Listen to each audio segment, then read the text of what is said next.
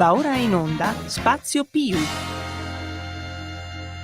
Buonasera a tutti dallo Spazio Più, professionisti imprenditori uniti rigorosamente in diretta da via Carlo Berero 41 in Milano, oggi che è il 26 agosto 2025, martedì, in ritardo come un treno di Trenord. Salutiamo l'assessore Lucente che aveva promesso grandi cose, ma vedete, quando Fratelli d'Italia fa le cose ti ritrovi con 14 minuti di ritardo a Milano in pieno agosto, Mimmo. Alla radio. Giusto? Sì, ovviamente abbiamo dovuto dare la precedenza a un treno che è più importante di noi, quello del direttorissimo, Sua Eccellenza Giovanni Salusti, che Dio lo conservi, lui che ci illumina la via. Santo subito, direttore, e noi da tuoi inferiori ovviamente siamo sempre qua a lodarti, che Dio... insomma, è brutto che ti abbia in gloria perché sembra che ce lo mandi, come direbbero a Roma, però insomma ci siamo capiti. Che Dio ti protegga. Ecco, ti protegga sempre e ci resti qua a guidare e illuminarti, tu che sei l'Ho Chi Minh di Radio Libertà, colui che illumina. Allora, chi parla vostro sparacazzate preferito, Federico, a fianco a me, il presidentissimo dei professionisti imprenditori uniti, che per quei pochi fortunati che ci seguono dai social, cioè solo lo 0,001% dei nostri ascoltatori, ha gli stessi occhiali da sole di quelle di Moodoo. Di Moodoo, Moodoo, quello su Telenorb, che fa Telenorba o sì, Telenord? Telenorba. Che è la TV locale più vista d'Italia, che è in Puglia, sede in Puglia. Quello dove spesso e volentieri c'è il mitico Savino Montaruli, che tante volte abbiamo avuto. Sì, sicuro, secondo me se tutto va bene su Teleandro o Telefoggia, non penso che no, su Telenorba. Vabbè, lo salutiamo. Ciao, a parte Savino. scherzi, un saluto agli amici della Puglia. Grazie. Informazione di servizio. Intanto salutiamo chi rende possibile questo servizio pubblico e sociale, che è Radio Libertà, e che è la nostra Natalia, che dall'altra parte del Caino Legnoso, che si sta dannando l'esistenza invece di stare al mare in Costa Azzurra, dove i suoi amici l'aspettavano e hanno detto no, ragazzi, non parto perché devo fare regia. Ma forse preferiva andare nella Costa Romagnola. Sì. Anche se la Costa Romagnola non le ha passati tanti bei... però io so che è diventata carissima la Riviera Romagnola ultimamente. L'altro ieri è diventata pure spianata, perché c'è stata un temporale che ha mandato giù al suolo, ha raso al suolo un sacco di alberi. Vabbè, tipo il Papete. Buon per loro, finché votano sempre gli stessi, gli sta bene. Evidentemente ci piace molto il dissesto idrogeologico. Quello è bello. C'ho un mio amico qua, Mimo della Brianza, a quello ci piace il dissesto idrogeologico. Sì, ha costruito pure la casa su un fiume. Ma va. Sì, che quando piove la casa parte. Va bene, a parte gli scherzi. Una casa galleggiante. No, quel con le fondamenta dentro al fiume. Poi quando piove il fiume si porta via la casa. A parte gli scherzi, 0292947222, sappiamo ancora la linea telefonica, ce l'hanno lasciata, sì.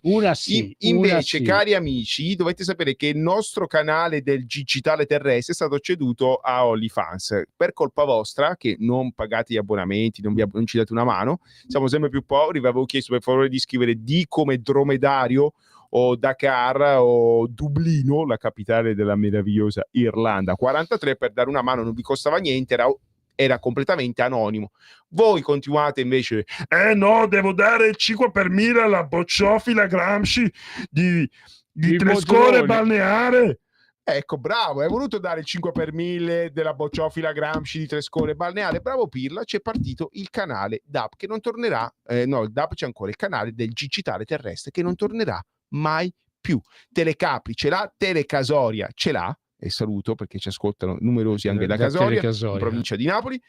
Radio Libertà se lo sogna, è partito. Grazie, non voglio dire a cosa, grazie Graziella si dice è un'altra cosa, grazie ai pirloni che potevano dare questo 5 per 1000 in maniera gratuita e anonima e aiutarci a tenere vivi. La nostra radio ha perso un pezzo, forse è il primo ed è l'ennesimo pezzo di tanti pezzi che abbiamo perso, scusami Mimo. È un altro che abbiamo perso, un pezzo da 90, ce l'abbiamo qua ospite, perché mentre qualcuno distrugge, lo Spazio Più costruisce. E ragazzi, quindi voglio presentare il conduttore più istruito che Radio Libertà abbia mai avuto, il conduttore più titolato, che colleziona lauree manco fossero figurine, un uomo dalla bellezza argentea e sfuggente e dal capello lungo e biondo, che insomma un punto di riferimento per il sapere dell'Insubria. Possiamo dire che lui fa la moda in Insubria, dopo la TV svizzera, e trascina un sacco di persone. Assolutamente sì, è un trascinatore.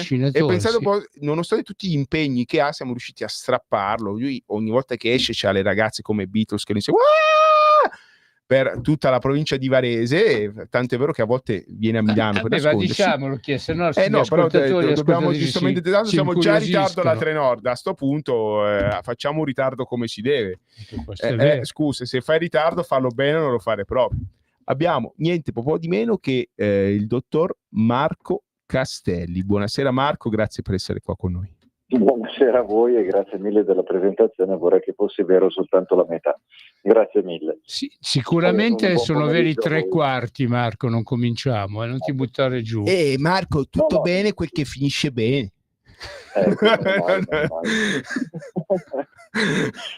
Allora, buon pomeriggio. Di che si tratta oggi? Di che si parla? Raccontatemi.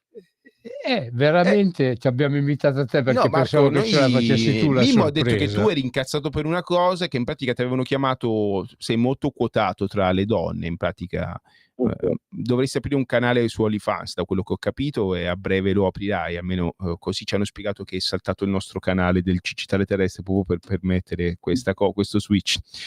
Ci avevano detto che le mamme antifasciste del Leoncavallo ti avevano contattato incazzate perse per insomma la perdita di questo punto di riferimento della legalità della cultura a Milano. Io volevo sapere quello che ne pensavi tu. Allora, purtroppo, guarda, ecco, non ho contatti diretti, non sono considerato così sexy come mi descrivi te dalle mamme antifasciste, ne sono anche contento, sia chiaro. Cosa mi devo pensare? Hanno dato via libera a un'operazione che in realtà se ne parlava dal 2003 circa, no? Perché in buona sostanza, da che si è capito, il governo è stato multato per l'ennesima volta proprio perché i privati che erano proprietari dello stabile non avevano avuto soddisfazione nonostante il loro impegno, come previsto dalla legge, di riavere lo stabile. Quindi questa è la storia, lì comincia, lì finisce.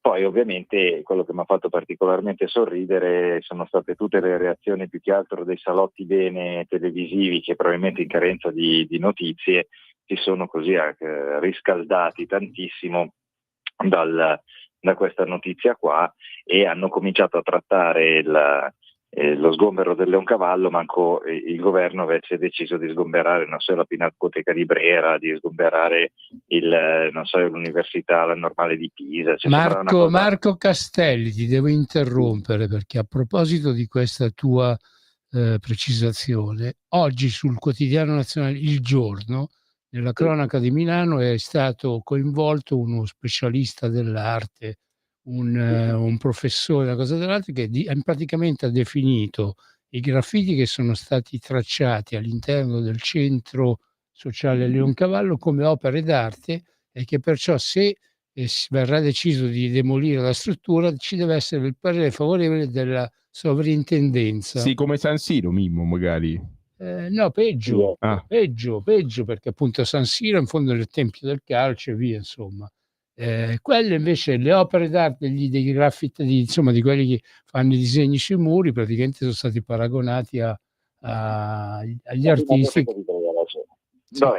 Ecco, questo diciamo, secondo me fa capire due cose. Uno, che è quella che è stata definita per tanto tempo l'egemonia culturale della sinistra, insomma anche con un tono un po' roboanti, è reale, cioè nel senso che è evidente che insomma è difficilmente paragonabile il sicuramente pregevole lavoro di uno street artist a appunto un bene addirittura da essere sottoposto all'attenzione della sovrintendenza di turno.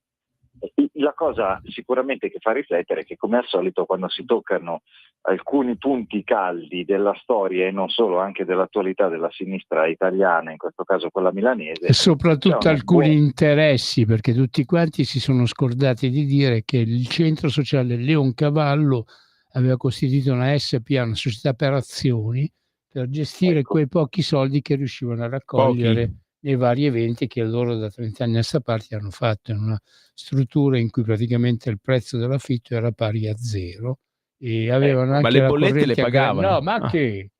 A gratis. Anche io voglio occupare un leoncavallo. Bravo, esatto. No, ma ecco, a questo a me la cosa che ha lasciato sempre più perplesso, ma Mimmo lo sa perfettamente, è una cosa che mi lascia perplesso da sempre, non mi riesco a dare una ragione, è l'atteggiamento degli occupanti, perché io che, come ben sapete voi due, io non sono così ideologicamente contrario alle occupazioni, come invece magari tutta una parte più legalitaria, più anche un po' forcaiola del centrodestra è. Insomma, questi qua fanno la guerra contro lo Stato, almeno così dicono, occupano, o per meglio dire liberano, per utilizzare il loro stesso linguaggio, liberano un posto dall'oppressione statale.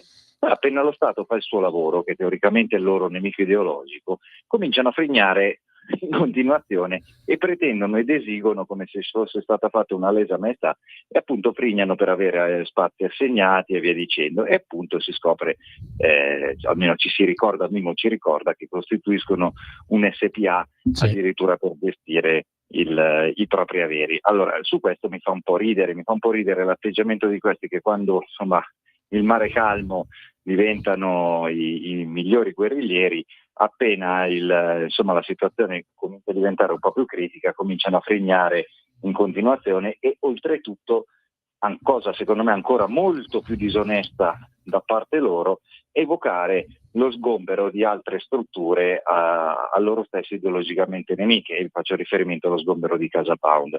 Allora, se mi mettessi dalle parti, nei panni insomma di un occupante del Leoncavallo, insomma, se nel momento stesso in cui provano a sgomberare il mio stesso centro sociale, che io evito bene di difendere per evitare denunce varie, e mi dovessi mettere a invocare lo sgombero di altri spazi come una sorta di compensazione ideologica, ecco, diciamo che mi sentirei avere la faccia come il culo con grande Giachetti. No, questo insomma fa un po' ridere, considerando il fatto che appunto hanno provato, e tutti, anche i giornalisti a seguito, hanno provato a spostare l'attenzione dal caso Leoncavallo a bisogna sgomberare anche Casa Pound, che la correlazione ovviamente non esiste, perché non c'è un discorso di compensazione ideologica, è una questione che uno è uno stabile privato, un altro uno stabile pubblico, uno è a destinazione ludica, o come ci ricorda Mimmo addirittura di amministrazione di introiti insomma importante, quell'altro nasce come occupazione a scopo abitativo.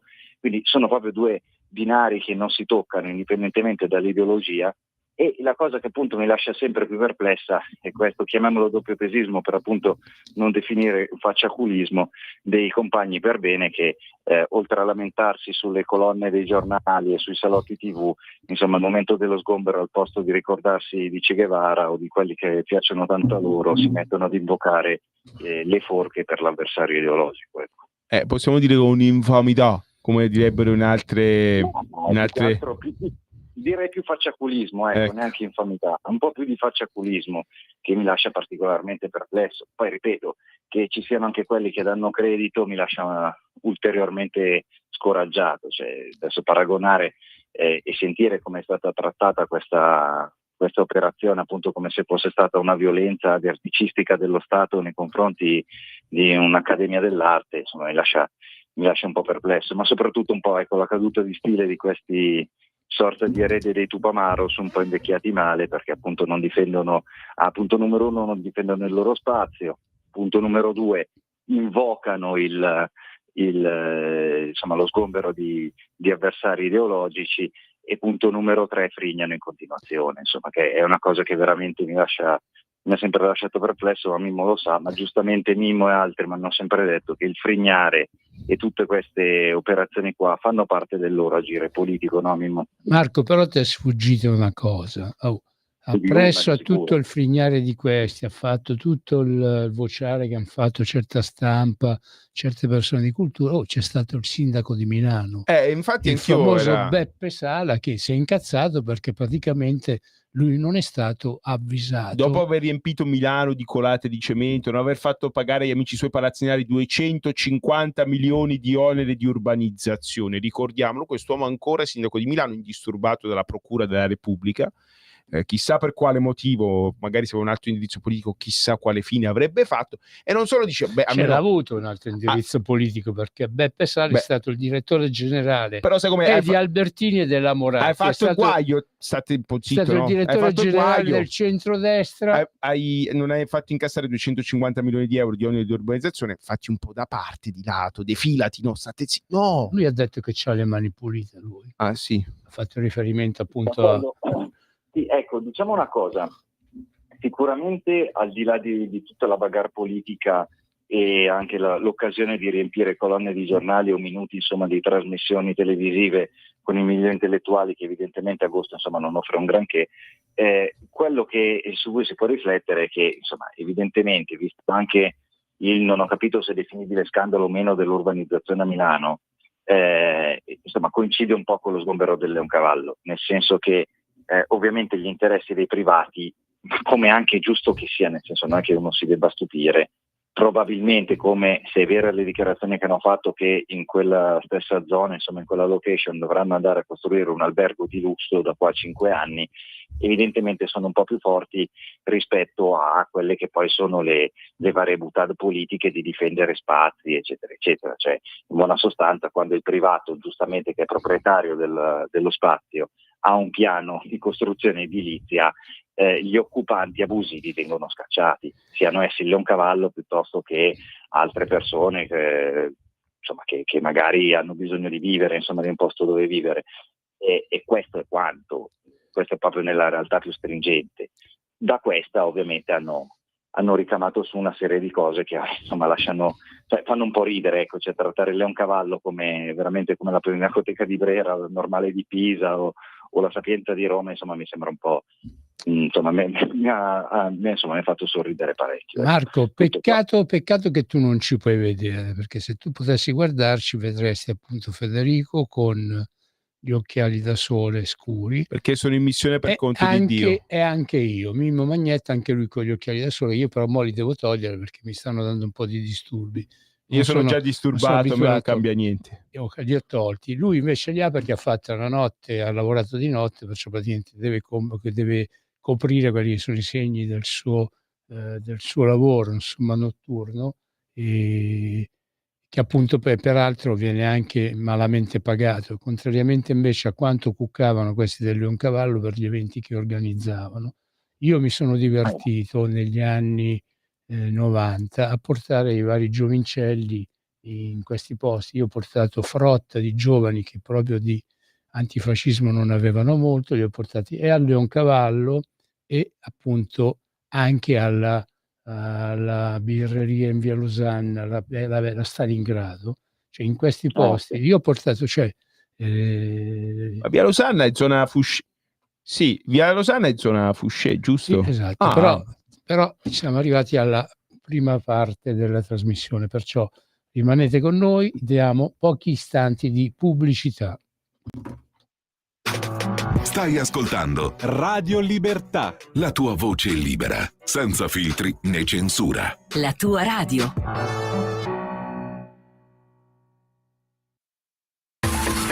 Ehi tu, non trovi più il segnale di Radio Libertà sulla tua radio DAB? Non disperarti, risintonizza. Sì, ma come? È facile, tasto menu, poi scegli il tasto corrispondente alla ricerca automatica dei canali, attendi qualche minuto e tutte le stazioni DAB della tua zona saranno disponibili.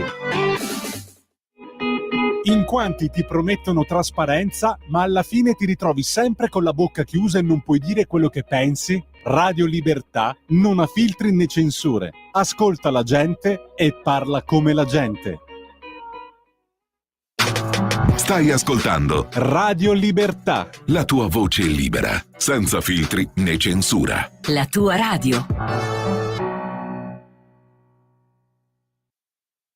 Sempre più liberi con La tua radio è il nuovo sito che mette in prima pagina opinioni, firme, notizie, uno sguardo nuovo e originale sui fatti che ci circondano.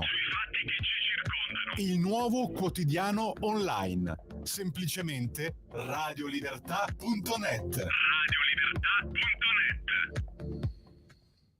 E rieccoci, spazio vedi quando uno ti ecco la colpa di no scherzo, la colpa mia, ho capito giustamente. Bumper Focaccia, rieccoci in diretta con lo Spazio Più, professionisti imprenditori uniti, Mimo Magnetta, Federico Lo Sparacazzati e soprattutto il dottor Marco Castelli.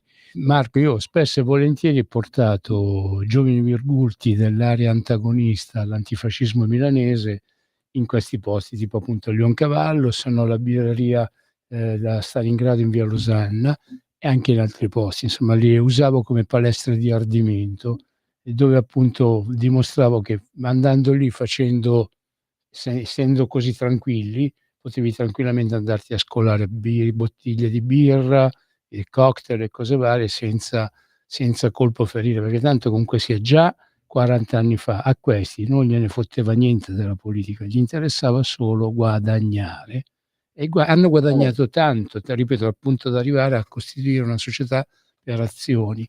Devo fare una piccola precisazione.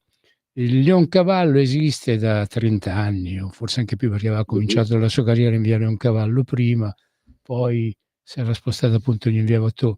Praticamente il Leoncavallo è rimasto aperto anche col governo della città gestito dalla centrodestra. Mi ricordo il vice sindaco Decorato, che era del Movimento Sociale prima, Fratelli d'Italia, quelli che dovevano far adesso arrivare i treni in orario e non ce l'hanno fatta. Riccardo Decorato è stato vice sindaco di Milano per una cosa come 15 anni minimo, insomma, però praticamente non li hanno sfrattati all'epoca, soprattutto perché contavano appunto. Questa era una versione che mi aveva dato un alto funzionario di polizia che io avevo conosciuto per conoscenze varie.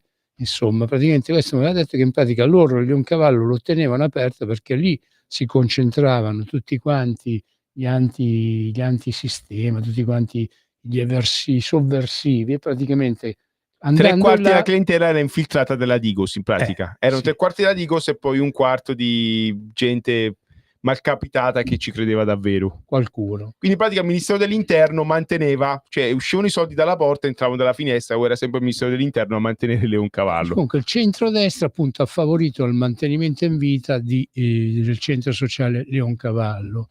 Appresso a quello si è anche verificata un'altra cosa, che la famiglia Cabassi, i privati proprietari di quell'area là, consentendo al centro sociale Leoncavallo di rimanere lì, avevano guadagnato, a mio parere, tante opportunità varie. Tanti piaceri. Tante opportunità. Io penso che appunto, come il sindaco Beppe Sala si sia scordato di pretendere dagli addetti, dalla burocrazia del comune milanese, di farsi dare gli oneri di urbanizzazione, ecco, la famiglia Cabassi, lasciando al centro sociale quel loro immobile, che in fondo non gliene fotteva niente perché c'erano talmente ma pure schifo, ci passano i binari sopra. Sì. Praticamente ha avuto altre opportunità. Adesso però è venuta a mancare la necessità, perché al centro sociale Leoncavallo sicuramente non ci vanno gli antagonisti veri, non ci vanno i comunisti veri, quei pochi comunisti veri che perché sono esistono rimasti. Ancora, Mimmo? Qualcuno sì, dai, qualcuno sì. Stamattina sono andato in un... Bertinotti ormai è vecchio, Mimmo. Ma presso a Bertinotti ci sono nati i nipoti. Nichi Vendola è tutto tranne che comunista. Nichi Vendola è uno che però fa un sacco gli interessi del territorio suo. Ma per esempio se ritorna in Puglia, ritornerà a far sorridere un sacco di persone. Quello lo vuole, quello che si deve candidare a Nichi Vendola. Ha detto no, non è che io sto davanti a Nichi Vendola, sta dietro. No, lo so, io vorrei scherzare, ma in pratica è quello che l'ex sindaco di Bari ha detto: se io mi candido davanti, io Nichi Vendola dietro non ce lo voglio. Non so se sia comprensibile o meno. È Emiliano gli ha detto... Perché Nicchio è attivo o passivo? Non lo so, però sai com'è, quello dice... comunque sono il sindaco De Caro, l'ex sindaco De Caro, ma l'ha detto lui. scusami. Il sindaco De Caro c'è una bella moglie, noi l'abbiamo conosciuta perché capito? In una delle tante nostre passeggiate sindacali in giro per l'Italia siamo andati anche a Bari, e a fianco io stavo seduto davanti, a fianco a me c'era il De Caro, ho conosciuto e c'è una sorta di moglie, poi dicono. Vabbè, comunque appunto ripeto, diciamo, un saluto, un bacione alla signora De Caro, sì, e anche al sindaco De Caro. Guardati le spalle, amico mio, guardati le spalle. Comunque appunto il centro sociale Leoncavallo a questi ruoli aveva assolto. Praticamente adesso non ce n'è più bisogno, perché tanto i veri sovversivi sicuramente non frequentano Leoncavallo, perciò ma ascoltano Radio hanno Libertà. smesso di essere utili a questo sistema. Allora oggi l'hanno preso e li hanno sfrattati. Comunque hai capito, caro Marco, però noi ti abbiamo invitato qua per quale motivo? Perché tu appunto oggi sei stato tu che mi ha lanciato il sasso dicendo parliamo del centro sociale Leoncavallo. Ecco, se qualcuno, visto che quella gente appunto del Leoncavallo non hanno saputo fare altro di meglio che mettersi a frignare chiedendo appunto che venga chiusa anche Casa Pound, allora io voglio svelare ai nostri ascoltatori che tu la tua prima laurea l'hai presa con una tesi, esatto? Sì, esattamente. Di tu il nome della tesi che tu hai fatto. Era la devianza sociale a fini di utilità nell'esperienza di Casa Pound, e si parla del 2000 non me lo ricordo, 2008 credo, che erano insomma gli anni della triennale. Avevo fatto questa tesi qua in sociologia proprio perché, per l'appunto, nonostante io sia molto distante dalle posizioni antifasciste e del Leoncavallo, per capirci, che adesso è il centro sociale più di grido, sì, non sono mai stato contrario con il fatto che gruppi di antagonisti riprendano possesso dalla speculazione edilizia di alcuni stabili abbandonati. Perché? Perché possono essere luoghi ovviamente da un lato, come ha fatto principalmente l'estrema sinistra, luoghi di aggregazione, dall'altra parte si possono creare dei luoghi di utilità sociale, come appunto nel lontano 2003 Casa Pound aveva dimostrato, dando da vivere a degli italiani che erano in lista di attesa per le alloggi popolari, si vedevano costantemente scavalcati da N altre persone. Insomma, avevano occupato questo stabile di proprietà dell'Enel, lasciato abbandonato in via Napoleone III a Roma. No, delle poste, erano delle poste, Marco. O delle poste. Delle poste. Okay. Adesso a memoria magari mi ricordo male io. E appunto usavano da vivere a queste persone che dovevano rispettare determinati prerequisiti, appunto essere italiani, essere non c'entrare niente con droga, prostituzione, armi, insomma illegalità varia, e insomma essere meritevoli teoricamente di quello che oggi viene chiamato il welfare dello Stato, e che invece appunto venivano dimenticati dalle istituzioni.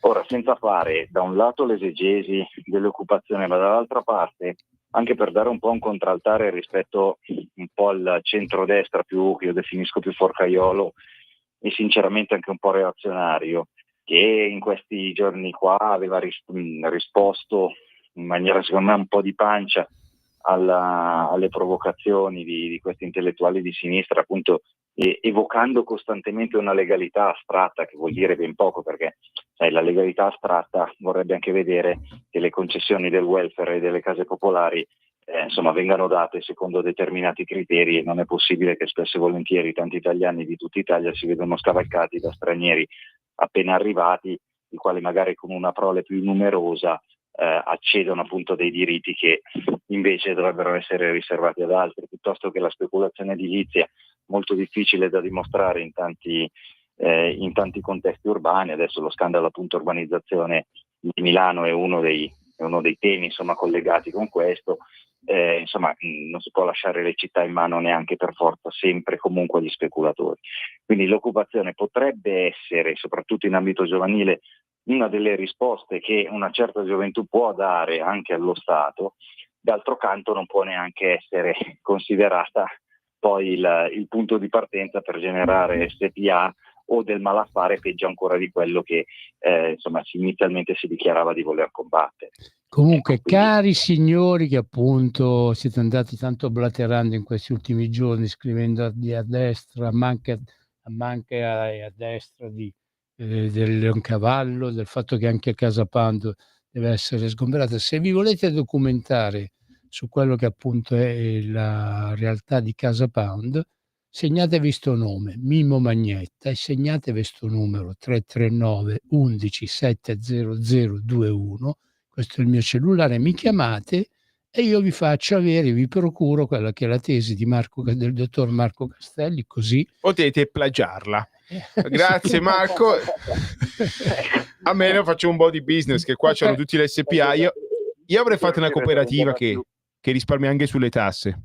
Io sono ragioniere, quindi... Sì, io l'altro... ma attenzione, cioè, la mia, giusto per dire, come non difendo il Leoncavallo proprio da un punto di vista etico, per come si sono, più che altro per l'atteggiamento, insomma, che hanno dimostrato, e men che meno i giornalisti o sedicentitali, gli opinionisti, chiaramente tutti di sinistra, e che ovviamente devono difendere anche un po' i loro simulacri ideologici.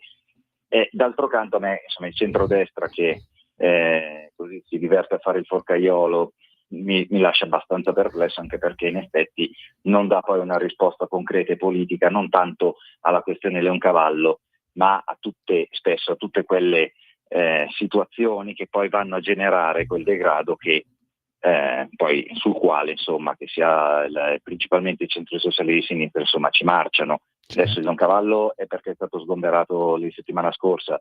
Ricordiamoci lo scandalo di Askatasuna sul fatto che andava in buona sostanza a Torino andavano a taglieggiare immigrati clandestini piuttosto che persone, insomma, in difficoltà, per avere un alloggio occupato da loro. Il problema vero è che dietro magari a alcune realtà tendenzialmente di sinistra che si propongono essere una soluzione sociale, poi, insomma, si scade negli anni nell'essere invece causa del problema stesso, insomma, che si è deciso di combattere. Viceversa, a parte che a destra grosso modo i centri sociali che riassumono in Casa Pound ancora esistente, perché se non sbaglio Mimo la GIL era stata normalizzata a Roma. Sì, quello in Piazza Epiro. È diventato quello è il campo di calcio dove è cresciuto Francesco Totti. Se noi abbiamo avuto un campione come Francesco Totti è perché lui è andato a tirare i primi calci a un pallone nel campo sportivo della GIL in Piazza Epiro a Roma, e quello è stato il primo centro sociale occupato da giovani di destra, che poi alla fine però si è radicato nel territorio, è diventata una scuola di calcio, è diventata una scuola di sport vari, è diventato un posto dove andavano a fare ripetizioni i ragazzini, dove andavano a fare i corsi di tango argentino le signore e signori attempati, insomma è un posto che si è integrato in quello che è l'ambiente, che era il San Giovanni, insomma vicino a Piazza Tuscolo. Quella è stata la prima esperienza.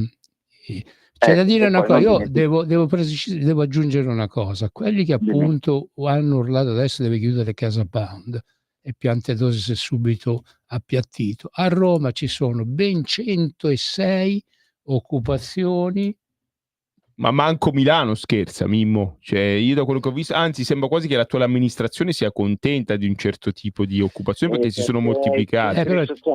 Però 106 a Roma sono quelli elettorale, 106 i 106 centri sociali di Roma sono ma lamentiamo che più Milano è grande come il municipio primo di Roma, cioè il solo centro storico di Roma è grande come tutto il comune di Milano, così anche le proporzioni a livello territoriale, le persone a casa, il comune di Roma è il comune più esteso d'Italia, è enorme, davvero enorme. E io, scusate se faccio il frenatore e soprattutto il sabotatore, ma volevo come al solito deviare i binari, perché no, non possiamo. Il vecchio padrone di casa qua è il ministro delle infrastrutture, non puoi far deviare i binari adesso. Anche quel che fai un altro riferimento. Devio i binari. Io avevo deciso di dirottare questo treno e vabbè. Puoi dirottare anche un auto? No, c'ho un vissuto personale a livello di occupazioni, ma è una lunga storia. Che io non ho mai occupato niente. Lo ammetto, però insomma i miei avi qualcosa sì, ma erano altri tempi, ok?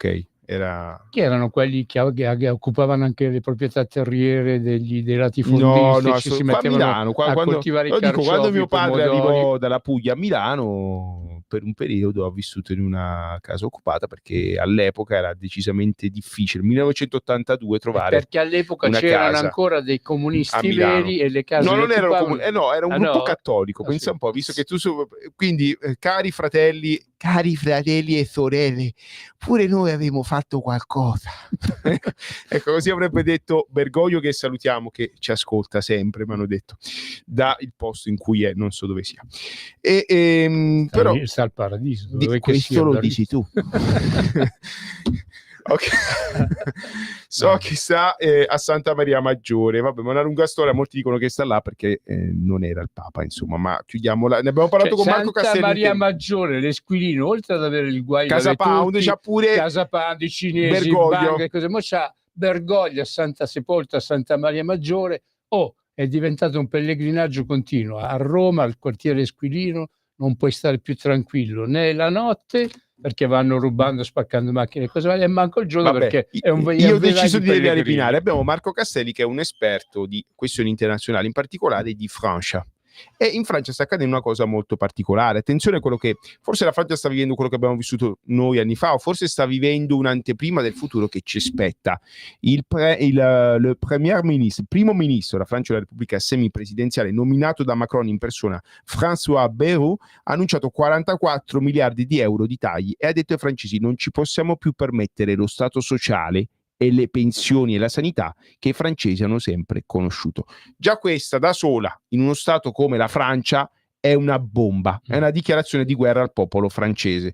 Si dice che il giorno 8 settembre, che è una data molto evocativa in Italia, ci sarà la questione di fiducia al Parlamento francese. Io sono convinto che comunque passerà. Tuttavia, Marco, che succede in Francia? Cioè, davvero sta succedendo? Cioè, sogno o son destro? Perché mi sembra di vedere il governo Monti trasportato a Parigi, oltre Alpe, però con un popolo che non è come quello italiano, che si fa sodomizzare in silenzio, dove invece i nervi sono scoperti, c'è una tensione sociale molto forte, e di fatto fare dichiarazioni del genere: dobbiamo tagliare 44 miliardi di euro di stato sociale, pensioni e sanità perché non ce lo possiamo più permettere, è una dichiarazione bomba. Anche in Germania Merz ha fatto le stesse dichiarazioni, anche perché i soldi sembra che servano per il riarmo. Però lasciamo stare dove servono questi soldini. Che accade in Francia, Marco?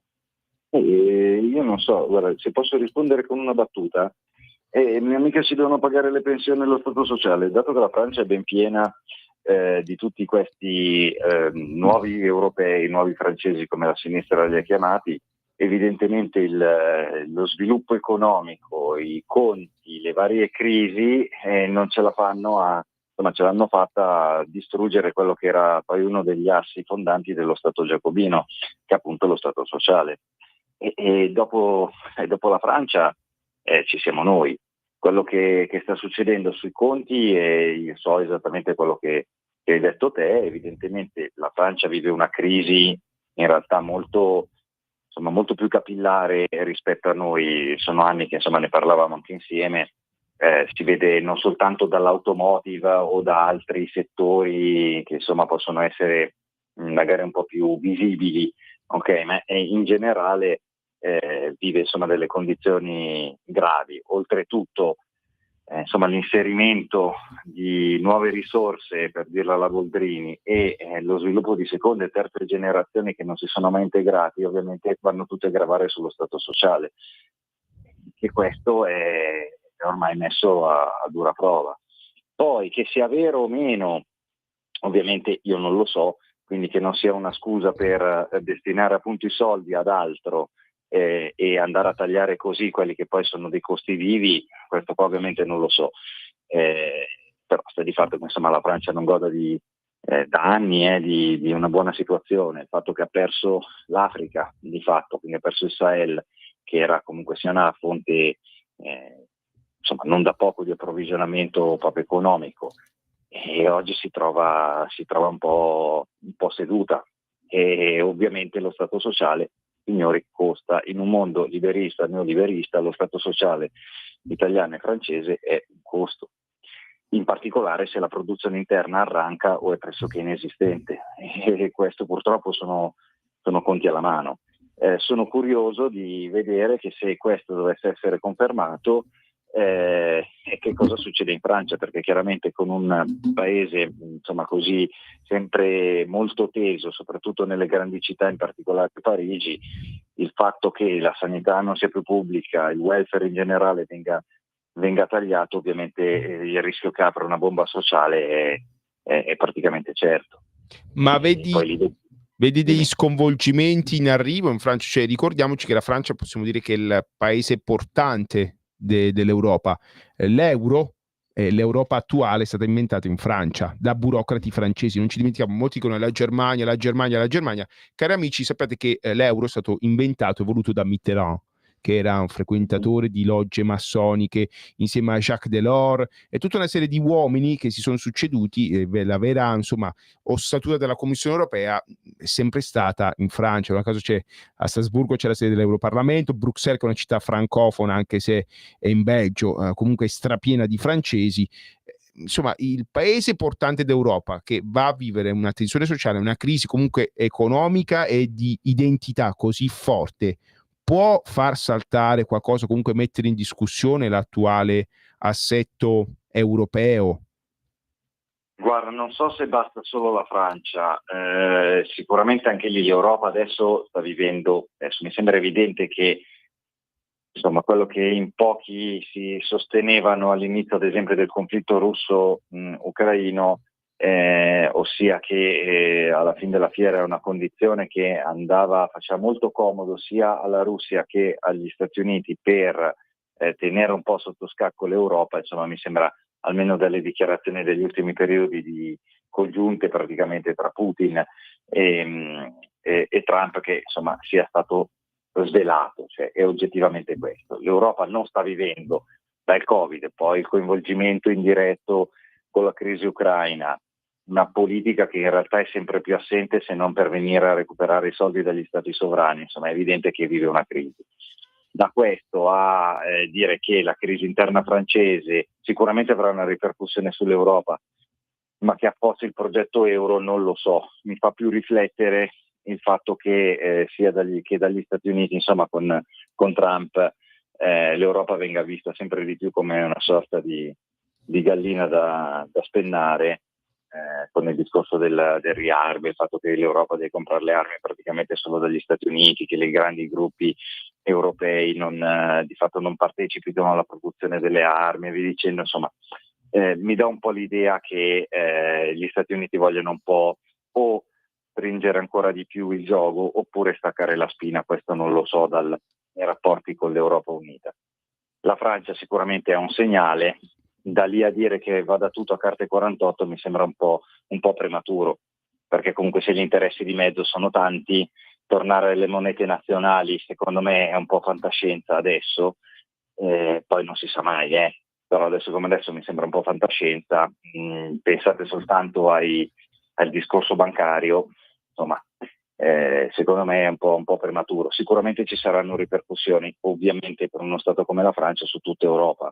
Da lì poi a quantificarle non lo so. Sicuramente fa riflettere anche il discorso che ha fatto Draghi, non so se l'avevi sentito, Fede, che adesso cito veramente. Si è svegliato, ragazzo, in pratica, all'improvviso si è svegliato. Ma dato che non lo considero mai uno né che parla per caso né che parla per sé, il fatto che dica insomma in buona sostanza che che l'Europa adesso come adesso è insomma in un esperimento quasi fallimentare, insomma adesso non ricordo le parole esatte, mi dà quasi l'idea che determinati poteri comincino a guardare a un futuro diverso, ecco, che a un'Europa unita come l'abbiamo conosciuta. Ecco, mi fa riflettere più l'affermazione di Draghi, dato che è evidente che sia uno che parla per la bocca di altri, parla per volontà altrui, e come la sua storia insomma dal Britannia fino al governo italiano ha dimostrato.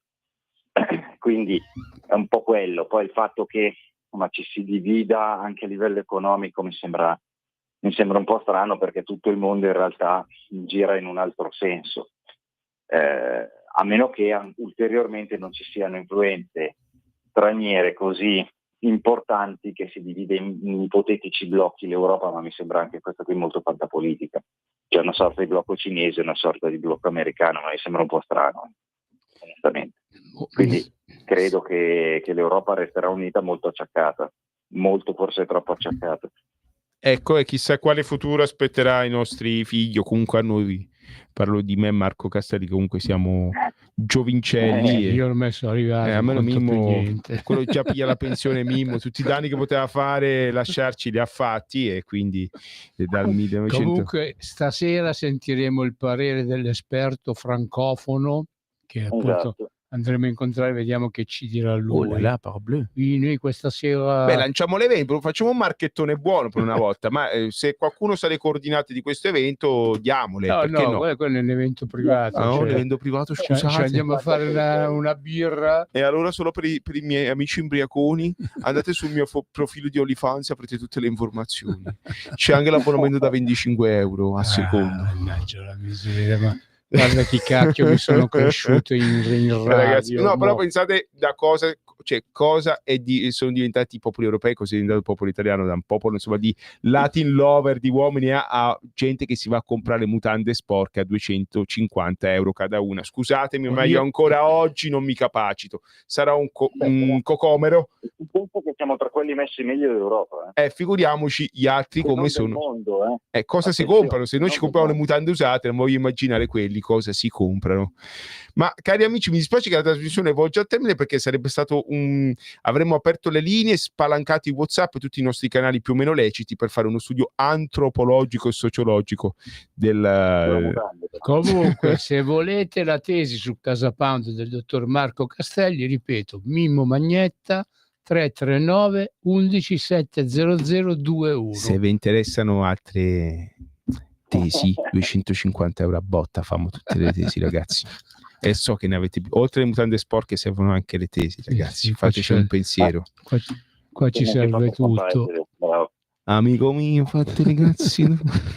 Vabbè, non credo, però Marco Castelli, grazie ancora per la tua partecipazione.